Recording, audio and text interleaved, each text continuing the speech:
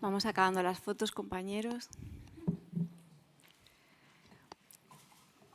Bueno, buenas tardes. Bienvenidos a una de las ruedas de prensa de presentación de las películas que conforman la sección oficial de esta edición del festival. Vamos a presentar Ex-Husbands, una de las películas en la sección, una de las películas que compiten este año. Y para presentar la película tenemos una amplia representación de su equipo. Os los voy a presentar por orden de mi derecha a mi izquierda. A mi derecha está NICOLAS CELIS, que es productor de la película. A su lado, ALEXANDRA, BYER, productora de la película, Bruce Cohen, productor, Miles HEIZER, actor, James NORTON, actor, GRIFFIN, actor, y Noah PRITZKER a mi lado, que es guionista y director de la película. Como es una rueda de prensa muy concurrida, vamos a abrir directamente el turno de preguntas y cualquier cosa, pues yo ya os ayudo un poquito. Gracias.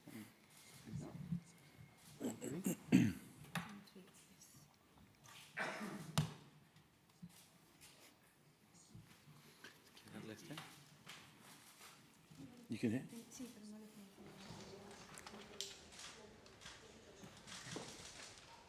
Sorry. ¿Quieres utilizar este? Yeah.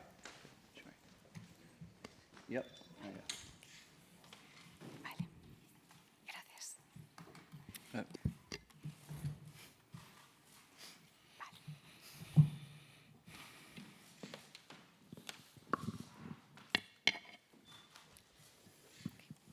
Sí, enhorabuena. Quisiera preguntar al director Anoa cómo surge la idea de hacer la película, si tenía claro la elección de todo el elenco, y al señor DUNNE qué le llamó la atención para implicarse también en la producción. Gracias.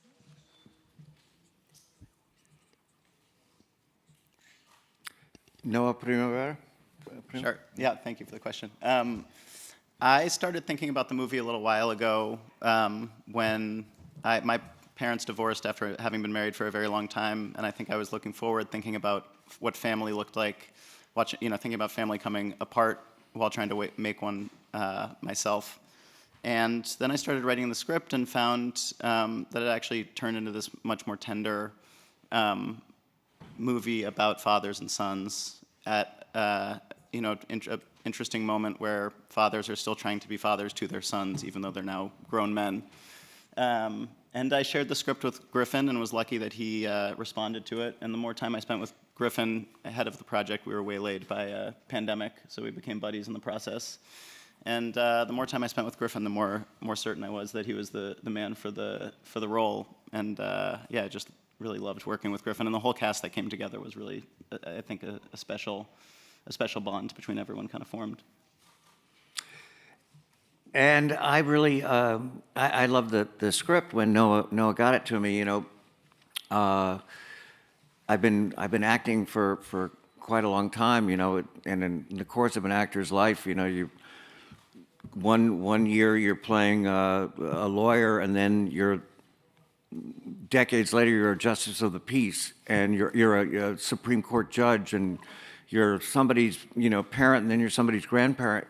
So to have a script with such a complex, interesting, funny character to come about, at my age, that such a central figure was, so rare and a delight. And as Noah said, we met and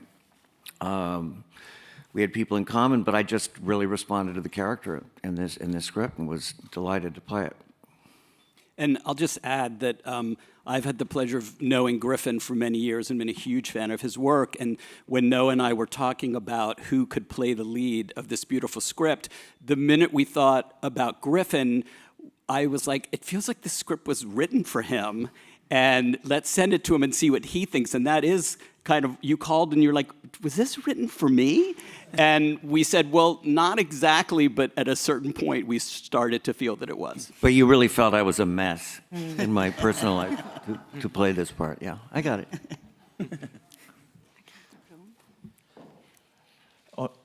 Hola, buenos días. Yo quería hacer una pregunta al director y otra a Griffin Dunne.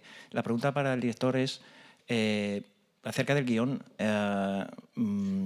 Los personajes están diciéndose completamente, toda la película se están diciendo muchas cosas.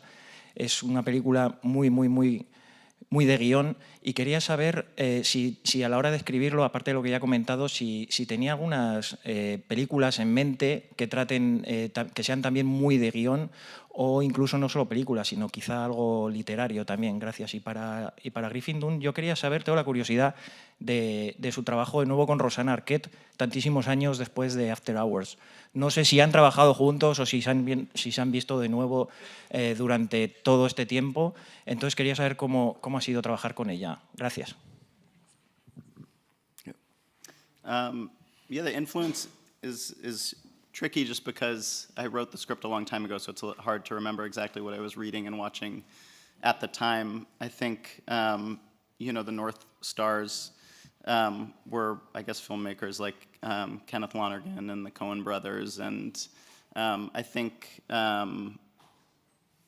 yeah, and I think there were a lot of, you know, sort of a literary bent to it as well. But it's hard to put myself back in the place where I was when I was actually writing this script, and I think, yeah. So. Yeah, and as far as Rosanna, I think it's my 11th or 12th project. In 1980, we met going to Poland to shoot a television movie called The Wall, and then I produced a movie called Baby It's You that she starred in, and then we did After Hours, and it's just been going on for quite a while. So when it just made perfect sense that Rosanna would be in it. I mean, it was Noah's call, but I was delighted. And we just sort of pick up where we left off. We're very close friends. And we, you know, now we're playing a divorced, you know, middle-aged or whatever you are, parents. And we just fell right into it. I love working with her. Hi, first of all, congratulations on the movie. And I just wanted to ask about, for the director and also for all the actors, how was the process of creating this family that has so many layers, so many different relationships inside all of them? How was the process of rehearsals? If you improvise something on set, or was everything really well prepared? Thank you. The casting process was very deliberate. I worked with my casting director, Doug Abel, who I had worked with before. And once we had Griffin, you know, we started building out a family around him, and was lucky that I could have conversations with people before we got to go show up on set together to make sure that, you know, we could get along and work well together and, you know, build a family. It was going to be on location in Mexico, so we were going to all be stuck together.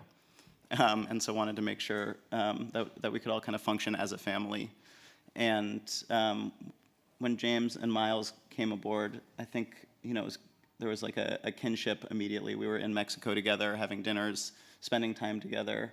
And I think that we had a week of rehearsal doing table reads.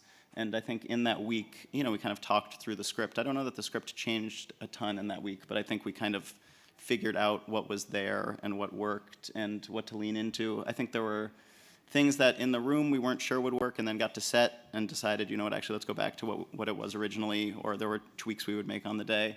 But all of these guys are just such incredibly nimble actors, and I think very funny and have a unique approach to acting, and I also think each of them have such a good and specific sense of humor.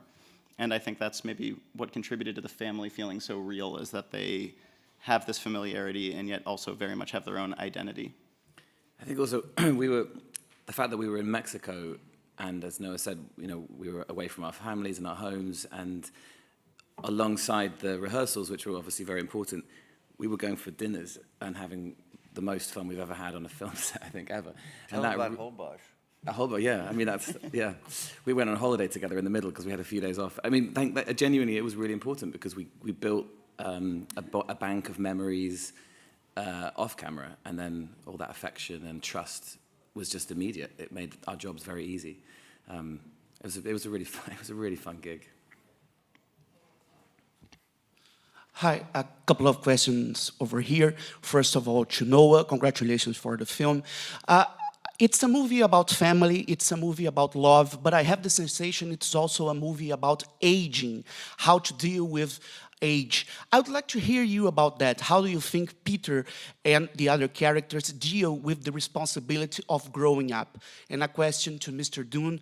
First of all, it's a blast to see you on screen, but beyond being an amazing actor, you are a great director. I love your Addicted to Love.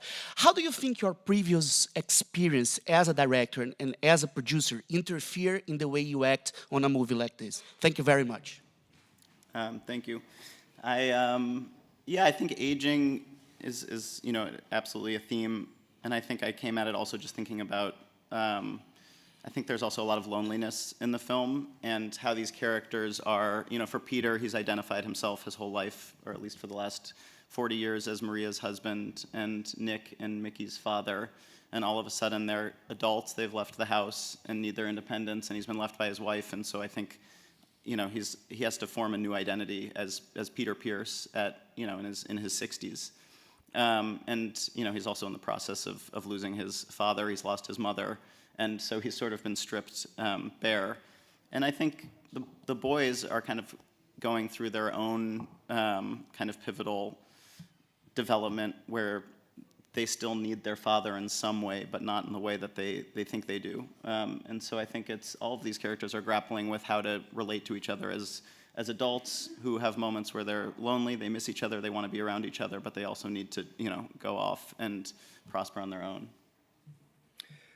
And I'm able to sort of switch hats rather easily, and my intention was to always be an actor.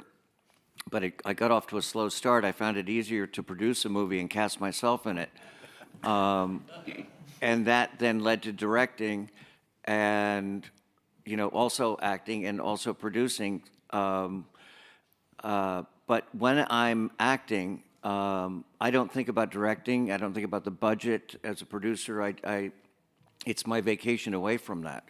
I like being in the hands of a really creative director and just being singular. My focus about playing, in this case, Peter, and being a father to this fine boy, and it's just I enjoy not thinking about. But I will say, since you're modest, so I'll jump in and say I do think, and I don't know that this was conscious, but I know James and Miles and I would talk about how Griffin, as we felt like being the first on the call sheet, you treated it almost like being the head of a department and really rallied everyone, showed up every day with a great attitude, was a team player. And when Griffin is doing that in Mexico, it's not always the most comfortable conditions. And when Griffin's doing that, everyone else has to get in line. And so I think, I think it's just your nature, but I also think your experience producing and directing, you know how helpful that is to allow me to do my job. So I think that is, I think that's baked in at this point. Thanks.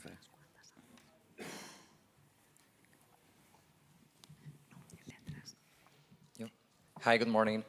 Me gustaría para Noah, James, O'Neill, ¿cómo están viviendo ellos la huelga de actores, actrices, guionistas de Estados Unidos y sobre todo qué supondría el fin de esa huelga? What will suppose the end of the strike of screenwriters? What would the end of the strike mean for me? Yeah. Sí, ¿qué supondría el fin? Well, there's two strikes. One, we have an interim agreement, which is why we were allowed to come here with our cast. The cast, I think, was excited to be able to be here to talk about and promote the film. It's a small, independent movie looking for distribution, so to come without cast, would have been presented a whole other set of challenges. I think the end of the strike would allow a lot of people to go back to work. Which everyone is keen to do, so long as a fair agreement can be made. ¿Cómo están viviendo estos meses allí?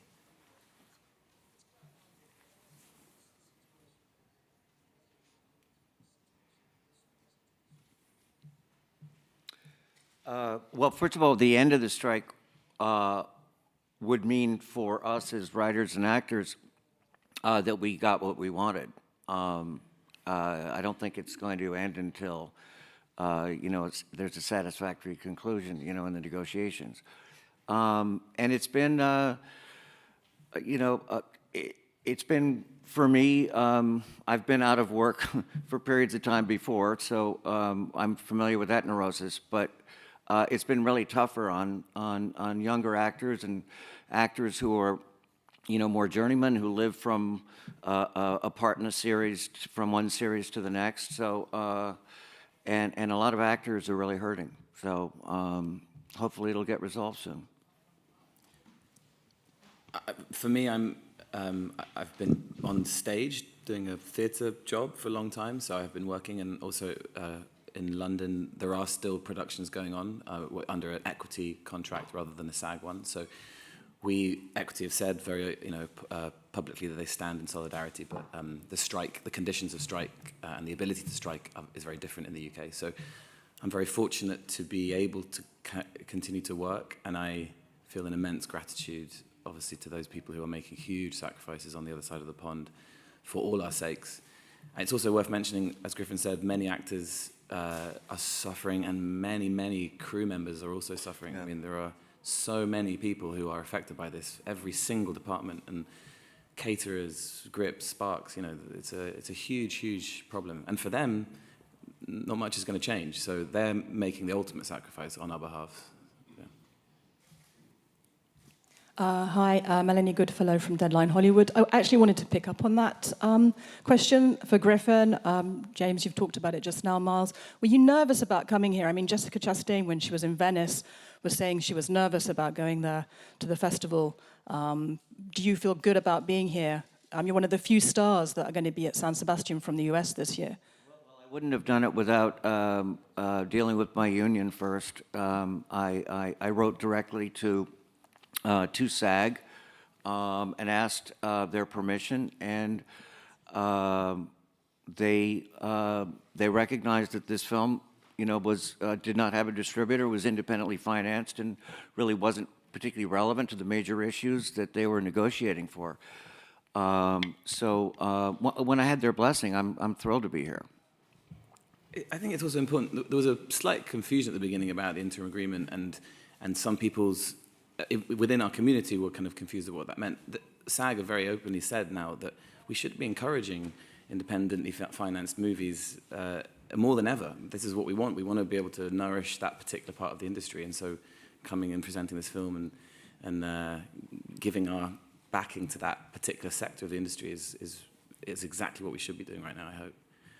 Yeah, I mean, I feel the same way. I think that with the blessing from SAG and having the interim agreement, we were all very excited to be able to come talk about the movie and be together again, and yeah, we're just happy to be here.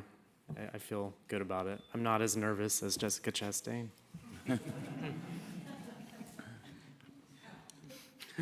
Congratulations, everyone. Noah, I know you said that you were inspired by your own parents' divorce. How much does art imitate life here, and what did your parents/grandparents think about this? I think it was a jumping off point. I think I was as relieved probably as my parents that it sort of went in its own direction. That I don't think anyone seeing it, obviously your friends and family see your work and they see what some of the inputs are. But I think, once other actors inhabit the roles and you start figuring out what works for the story, it hopefully works on its own terms and becomes about something else. And I think that really happened with this movie, where on my first movie, I think felt closer to the bone in some ways, where I was quite young when I made it, and watching it afterwards, felt like it was still very close to the bone. I think these are issues and themes and things that I'm incredibly connected to, but I don't think it feels like one-to-one in any sort of a way. But you'd have to ask my parents how they feel about it. And fortunately, they're not here on the press conference. Hola, buenas. Enhorabuena por la película en primer lugar. La película se desarrollan diferentes tipos de masculinidades, pero entre ellas, en lugar de haber una tensión, hay más bien una forma de compenetración, de de feedback entre todas estas formas de entender o de vivir ser un hombre. Y quería preguntar por esta cuestión, por cómo se elaboró desde el guión, por si tuvo algo que ver lo que aportó también cada actor, la improvisación que pudo haber o no en la película en este factor, y también por el hecho de hacer una comedia que, siendo tan masculina, sea tan absolutamente poco misógina. ¿Cómo es hacer algo así?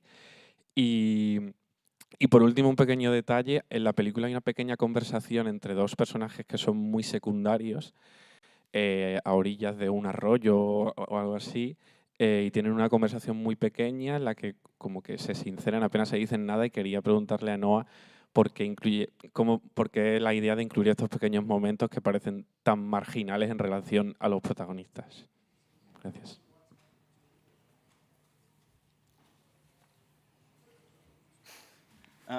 Yes, that was a lot. I think the scene you're referring to between Simon and Ian, between Lowry and Yates, was a scene that my editor is here, Michael Taylor. Was a scene that we played with a lot. It went through a lot of iterations. It was at one point a 7-minute scene, then it was not a scene, then it was a small scene, and I think we felt it was critical to feel like all of these characters, by the end of the movie, that all of these characters really exist in this universe, and that you get a glimpse of what their conversations with each other, that they have a real, love for each other, and also how they think about Nick, and that they do have this understanding that Nick is really struggling, that they love him, that they're frustrated with him. And I think it's when Simon's character has his line about how he does have moments where he wishes Nick would just kind of pick himself up by his bootstraps. And it just felt like a worthwhile thing to have in the movie, of this moment of these boys kind of reflecting on their friend. So much of the movie is about them having to stand there, watching him go through this. And I think we ultimately just felt like there was a better movie with that scene in it, a more tender movie and just fuller. Kaixo egunon, me gustaría preguntarles al director y a los actores. Tengo la sensación al ver la película de que hay una reivindicación de lo vivido por cada uno de nosotros, por el pasado, y me gustaría saber si comparten esta idea o si creéis que a veces es mejor decir, bueno, me olvido de esto, mejor hacer borrón y cuenta nueva, o si hay que reivindicar ese pasado con sus errores y sus aciertos.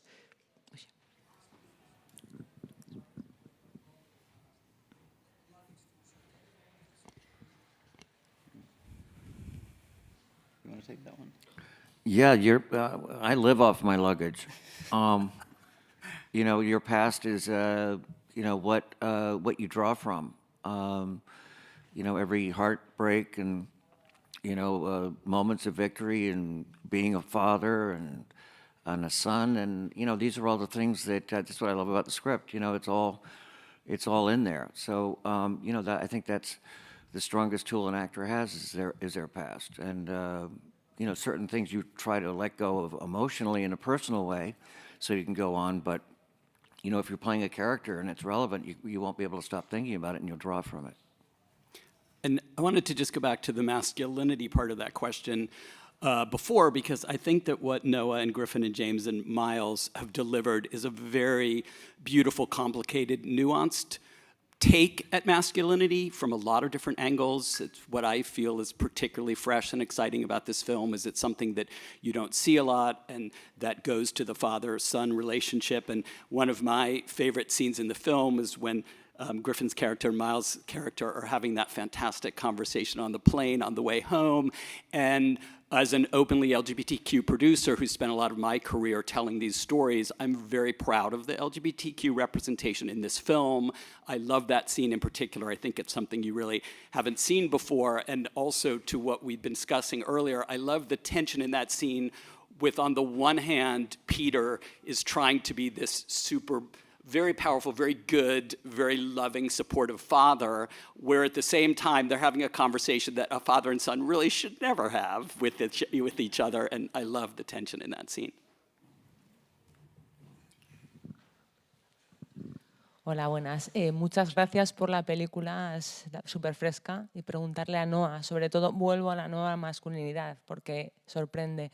Querría saber si toda la incursión de las nuevas directoras, de las cineastas por fin en el cine, contando historias de mujeres reales, de alguna forma tiene que ver esto con esta forma también de asumir un director hombre, también esas sensibilidades que habitualmente solamente se permitían quizá en las películas más femeninas, de alguna manera. Entonces, quiero saber si esta incursión de la mujer en el cine tiene que ver o simplemente realmente es que los hombres ahora mismo y los directores y los artistas tienen más ese lado femenino que explotar. Y a James Norton, sobre esta elección de papeles en la cuestión del casting, si también tiene que ver el que te deje sacar esa sensibilidad que habitualmente a lo mejor no te vemos en otros papeles por tu físico. Gracias.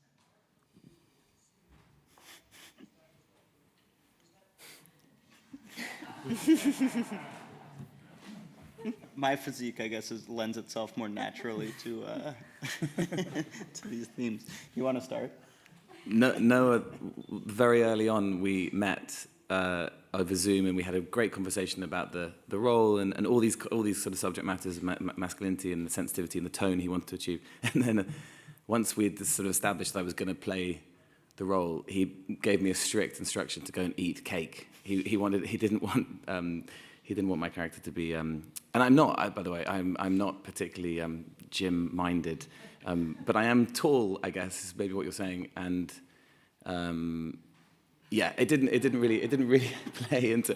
I spent enough time on the beach, and I had enough beer and mezcal to honor his instruction. In terms of the reason I did the role and the sensitivity, I mean, for me, it feels a very familiar thing in that particular point in your life. I think a lot of people, when we all read the script, and there was a lot which felt kind of, even if you've not been through a divorce or have a child yourself, there's so much which felt relevant. I know people, and I've had moments in my own life where there's this sort of expectation on you to the idea that you are, the world is yours and you have all this potential, and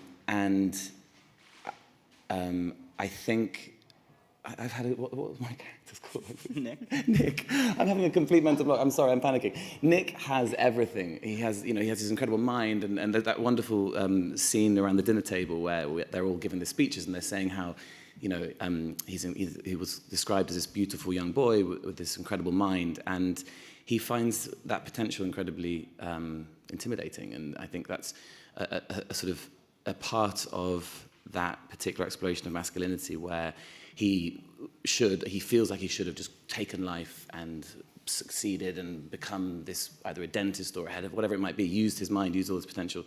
And the more he fails and falls short, the more that guilt contributes to this spiraling. And I think for me, that was just something I could recognize in myself and others, and people I know have found that particular point in their life. You're talking about past and future.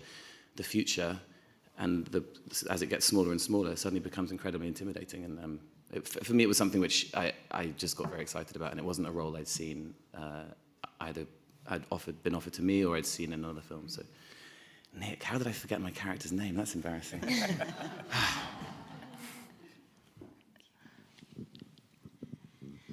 Hi. Well, first of all, I want to say congratulations to all of you. It was such a pleasure to watch. I think one of the things about this film, it's so rich with nuances and subtleties that are so intelligent. I mean, just the scene that you mentioned on the plane, I was thinking about that as a mother of a 17-year-old almost. It's weird because I know what it is to be a daughter whose mom talks about sex, and that's really uncomfortable. But as a mother, you want your children to have good sex. And so even that interesting conversation, which is like, and I look at you and I don't know how old your kids are, if you even have kids, but I'm like, that's amazing that you were able to be in touch with that sensibility. And anyway, I just find all of these different nuances, I just found it extremely enjoyable to watch. And then I have a silly question, why Tulum? Tulum? I attended a bachelor party for my brother in Tulum, and at the time, my father had asked if he could join, and the answer was no. But it was a running joke throughout the trip of like, is he gonna show up? You know, and he didn't show up. But it was, you know, that's when I started thinking about this idea of the father showing up, and I liked the idea that there was something sweeter to me that he doesn't crash it entirely. He's kind of on his own vacation. He's kind of living up to what he's promised. I think on some level we know he went there to be close to his boys. And Tulum, I just thought was a sort of fascinating place that, you know, I think was once this incredibly lo-fi beach, untouched, and now, you know, is sort of like a party place. And I thought, in keeping with some of the other stuff we've talked about this conflict of sensitivity and masculinity, and I think Tulum offered this kind of interesting paradox of like a place where you go for yoga, but you also go to party, and it's sort of spiritual, but it's sort of been corrupted, and there's condos everywhere now, and it just seemed like there was something interesting and bizarre about it that felt specific enough to work in this universe. It felt like the other, you know, like this movie wouldn't work in Las Vegas. It would just be a completely different film. Yeah, it was a destination place. I mean, while we're shooting our bachelor party, there were other bachelor parties going on at night, and you know, and what are they, hen parties? You know, and you know, people go there before weddings, and you know, there were just events just happening in the bars everywhere. Noah, will you also just speak to her first question about where your wisdom came from to explore that scene on the airplane, considering that you don't have grown sons? I don't have grown sons. I do have, in the process of making this movie, I think between writing the script and finishing editing it, I have 2 children now. So, you know, it took a while to make it. I think I grew up in you know, I was born and raised in San Francisco, and I think there was, you know, this vestige of progressivism, progressive parents there who wanted to try and communicate a different way with their children and be a little more open and open-minded, and still, you know, I would see them still fumble through it. And not only my parents, but teachers and, you know, the parents of friends who, like you said, wanted their kids, wanted to have conversations about, you know, positive sexual experiences and safe practice and all of that. And it's still, as a kid, it's uncomfortable. But I think growing up in San Francisco, there was a lot of, you know, of like trying to erase some of that discomfort, which, you know, I think lends itself to a lot of humor.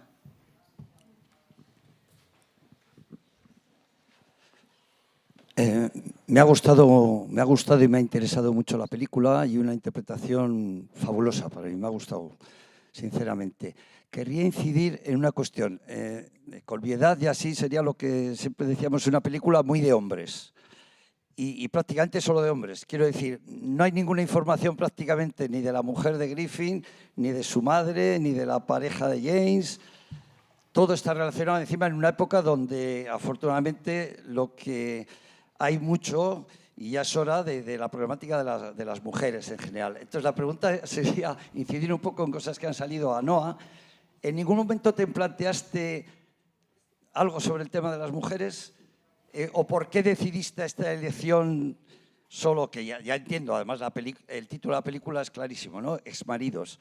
Pero un poco el por qué no se trata para nada la problemática de las mujeres en la película. Muchas gracias. Yeah, I mean, I think every project has to kind of focus on its topics, and I couldn't do everything. It was obviously something I thought about, and I thought it was truest to this movie to focus on the central 3 characters, who are Griffin and his 2 sons. And the movie is really about the relationship between these 3 boys. And so that was, you know, the things that were outside of that ended up just not fitting into the film and feeling a little bit disingenuous, like it was, like we had to, you know, that we had to be aware of that concern or criticism. And I agree with, you know, it's a huge relief that we're not, you know, that we make progress and make different kinds of films. But I did feel like the women in the film, you know, Zora and Issa and Rosanna and Rachel, who plays James's wife, to me, you know, I know the movie much more intimately than anyone, but to me, they brought so much to the movie. They contributed so much. They were so much a part of the team. And so I understand the question, but having made the film, I don't quite feel that way. Sí, bueno, felicidades, maravillosa. Desde Cinema Paradiso no me había conectado tanto con personajes masculinos, me encantó. Y un poco la pregunta es cómo fue la producción en México, cuáles fueron como los grandes retos, los regalos y cómo consiguieron tanto sargazo. I managed to do all of it because I met CELIS. Yeah. Well, I'm the Mexican part of the team here.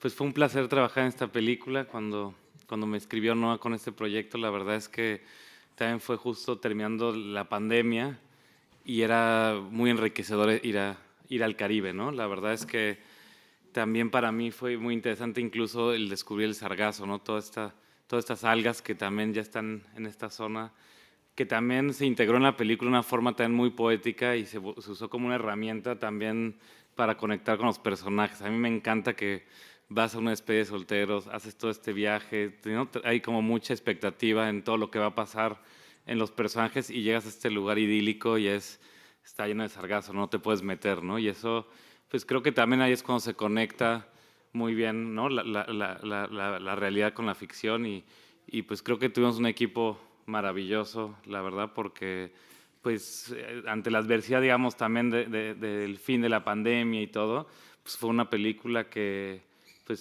tuvo también como su espacio para ser muy íntima, para que se conectaran los actores se fueron de vacaciones juntos, hubo espacios para convivir dentro y fuera del set que la verdad es que creo que es una película, pues que por más que es una película independiente, a mí me encanta que sea tan rica y escuchar su feedback de la película me emociona, ¿no? Porque siento que hay tantas películas, hay tanto sucediendo que, pues bueno, ¿no? Agregar que estar aquí en San Sebastián con todo el equipo y todo es un privilegio porque pues no hay pocos espacios para las películas de repente que no son a lo mejor épicas o llenas de adjetivos y tal, y yo creo que justo Ex-Husbands va a tener una muy buena vida porque, y también, bueno, ¿no? Acompañar a Noah, que este es el comienzo también de una gran carrera, así que esa es mi opinión desde el lado mexicano de la película.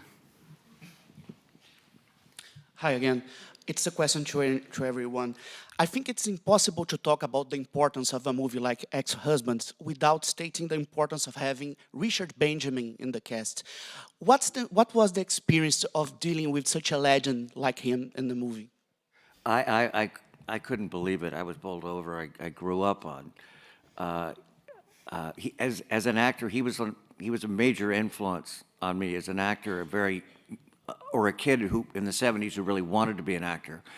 I felt the way about him the way I did about Dustin Hoffman, like those kind of like goofy looking guys can be funny and carry a movie. And, you know, he made as an actor, you know, he had that, I'm kind of in that wheelhouse, that kind of neurotic, you know, troubled but kind of funny. And I've always loved his wife, Paula Prentice, and the way that they work together. They sort of embody 70s movies, my favorite kind of movies. And of course, he was a wonderful director in my favorite year, which I read for, and it came down between me and the guy who got the part. So I wanted that movie so bad. And here I was now acting with him, you know. And so it was, and I just drilled him with questions, you know, about directing, about movies in the 70s and working with his wife. And I just took advantage of every moment I had with him to hear about his life. Eavesdropping on Griffin and Richard exchanging stories was definitely a highlight of the whole shoot for me, and he just brought such a tenderness to it. And I was, you know, we had a few conversations before he came to set about how he was going to play his character and kind of play, you know, his dementia, and I was really touched by how he portrayed that, and really, I think, did a really, you know, nuanced, interesting rendering of that. That I don't think I could have, you know, dreamed of a better actor in that part.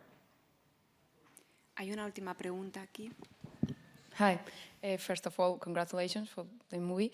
And my question is it's to James and Griffith. Why do you think it's so hard to say goodbye for your characters? You mean to my fiancée? Your wife and... Me and my wife.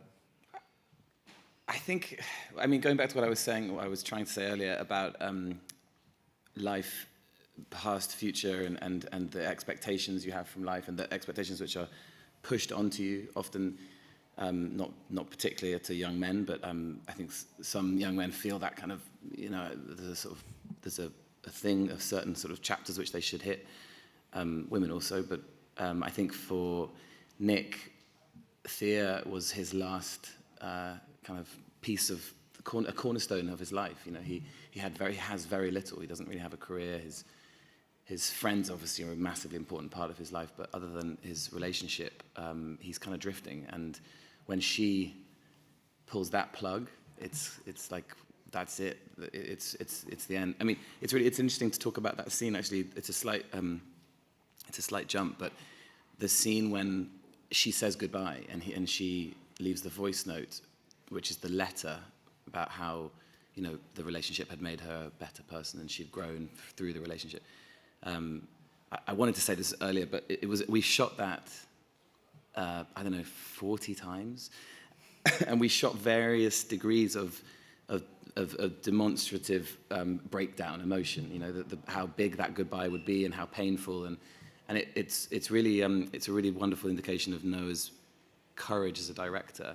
And for me, it really epitomizes the tone of the film, because he chose, it's quite annoying actually, he chose the only one where I wasn't having a huge breakdown. You know, he took the one take where I'm just a little misty-eyed, 39 other takes, and I was kind of ruined on the floor and struggling for air between the sobs, which I was, you know, really proud of as an actor. And then he didn't fucking use them. But it was a really big scene because of exactly as you say. It was in terms of Noah's choice of the take he used. I think it goes to show that wonderful, very subtle tone, which this film, I think, it makes this film very unique. But for me, it was a massive scene, as you say, because it was saying goodbye to the last pillar, the last piece of foundations for this boy, and after that he's lost. And you know, it really resonated with me, you know, saying goodbye to my father, my character, finding a proper place for him and the importance of that. And you know, my own father had died, you know, maybe 5-6 years earlier, and it's a real turning point in a man's life. You know, one of the first books I read to sort of deal with what I was feeling was Philip Roth's novel about, or his nonfiction book about losing his father, which really sort of hit it. It's just you become a different kind of man when you lose your father. And that's kind of what I drew on in the final goodbyes with, you know, putting my father to rest. What was that line you just said that Philip Roth had? We were talking about that book, Patrimony, and Philip Roth has a line, I think it's from Patrimony, but basically about how a Jewish man will be 15 years old so long as he has a living parent. And, you know, I think, you know, Griffin has this line in the movie where he says he's an orphan now when he loses his you know, he doesn't have parents anymore, and I think is saying goodbye to, you know, saying goodbye to a lot at once. Bueno, pues vamos a dar por acabada esta rueda de prensa de Ex-Husbands, una película de la que, aparte de todo lo que las observaciones que han ido saliendo, a nosotros nos gustó mucho también como película que rinde un homenaje a la comedia, ¿no?, en todas sus generaciones, en todas sus épocas, y que destila también un amor brutal por los actores de comedia de distintas generaciones, ¿no? Creo que es una cosa en la que todos coincidíamos y que queríamos poner en valor. Muchísimas gracias al equipo de la película por su presencia. Muchas gracias a vosotros.